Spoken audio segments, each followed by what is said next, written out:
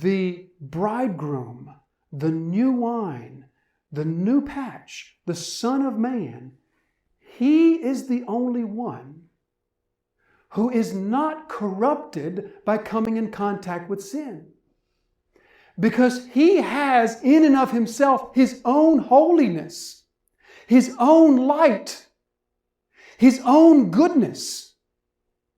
And if He has His own holiness, then He is not corrupted to come in contact with sinners and tax collectors, as you are.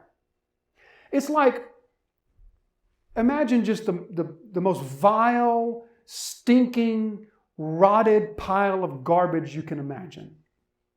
The smelliest pile of nasty garbage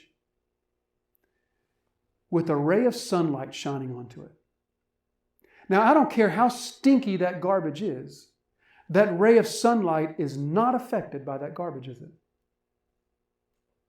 Because that ray of sunlight has its own light. It is its own source of goodness, so to speak. And so the bridegroom comes and He says, you are not holy in and of yourself. That's what this law was to teach you. That you cannot isolate yourself from sin. No matter how hard you try, you cannot segregate yourself from sin and be holy by so doing that. But everything's different with me.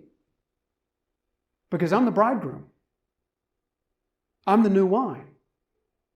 I'm not corrupted to come into contact with sinners because I have my own holiness. My own essence is holy.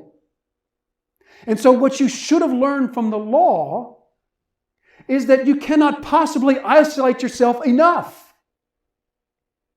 And that your only hope is the patch, is the new wine, is the bridegroom. That's your only hope.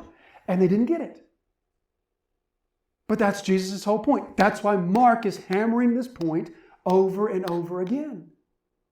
Salvation is only found by casting yourself upon the Holy One Himself, the one whose holiness is not corrupted to eat with tax collectors and sinners, the one whose holiness is not corrupted to talk with the Samaritan woman at the well. Because you, in your own efforts, you could go and live on Mars if you want. But if you did, you would still take your heart with you, and you would still fail to separate yourself from sin.